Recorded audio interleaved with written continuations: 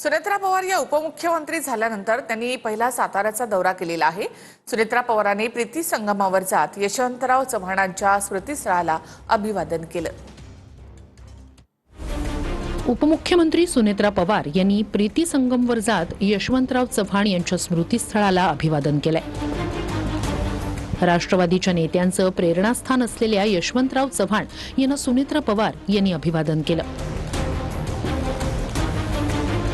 सुनेत्रा पवार यांनी उपमुख्यमंत्री पदाची शपथ घेतल्यानंतर प्रथमच कराडमध्ये येत अजितदादांचे आदर्श यशवंतराव चव्हाण यांच्या समाधीचं दर्शन घेऊन पुष्पचक्र अर्पण केलंय। यावेळी त्यांच्यासोबत राष्ट्रवादीचे प्रदेशाध्यक्ष सुनील तटकरे, ज्येष्ठ नेते श्रीनिवास पाटील, राज्य महिला आयोगाच्या अध्यक्षा रुपाली चाकणकर, खासदार नितीन पाटील, मकरंद पाटील आणि रुपाली पाटील ठोंबरे हे देखील उपस्थित होते। कराड दौऱ्यावर असल्यावर अजित पवार कराडमध्ये यशवंतराव चव्हाण यांच्या समाधीचं दर्शन घेऊन अभिवादन करायचे। प्रीती संगमला भेट देऊन सुनेत्रा पवार यांनी दादा आणि पवारांची परंपरा कायम राखल्याची चर्चा आहे। महत्त्वाचा निर्णय घेण्याच्या वेळी पवार कुटुंबीय प्रेरणास्थान असलेल्या यशवंतरावांच्या चरणी नतमस्तक होतात।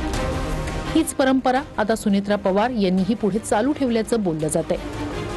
संपूर्ण पवार कुटुंबीय यशवंतराव चव्हाण यांच्या विचारानंच चालत आलंय। प्रीती संगमावरून सुनेत्रा पवार यांनी फलटणला जात दादांचे बॉडीगार्ड विदीप जाधव यांच्या कुटुंबियांची सांत्वनपर भेट घेतली। अजित पवारांच्या विमानाला अपघात झाला, त्याच विमानात पवारांसोबत विदीप जाधव हे देखील होते। विदीप जाधव यांच्या कुटुंबियांच्या भेटीनंतर सुनेत्रा पवार मुंबईत पिंकी माळीच्या कुटुंबियांची सांत्वनपर भेट घेणार आहेत।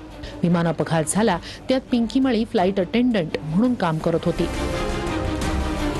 तर हिंदू परंपरेला धरून सुनेत्रा पवार यांचा शपथविधीचा कार्यक्रम झाल्याचं कुणीच मानायला तयार नसल्याचं म्हणत वडेट्टीवार यांनी शंका उपस्थित केली।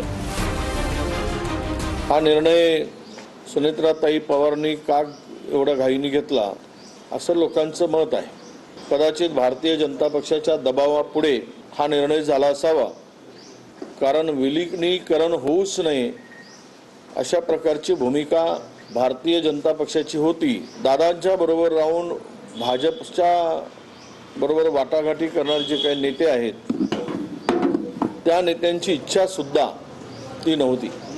हे उपमुख्यमंत्री पद कुठल्याही घटनात्मक पद नाही, कुठल्याही संविधानिक पद नाही। त्यामुळे हे संपूर्ण 13-20चा कार्यक्रम झाल्यानंतर सुद्धा करता आलं असतं, पण यामध्ये खूप काही सिजत आहे। त्या राज्याचे आता उपमुख्यमंत्री आहेत, दुःख विसरून त्यांनी शपथ घेतलेली आहे उपमुख्यमंत्री पदाची।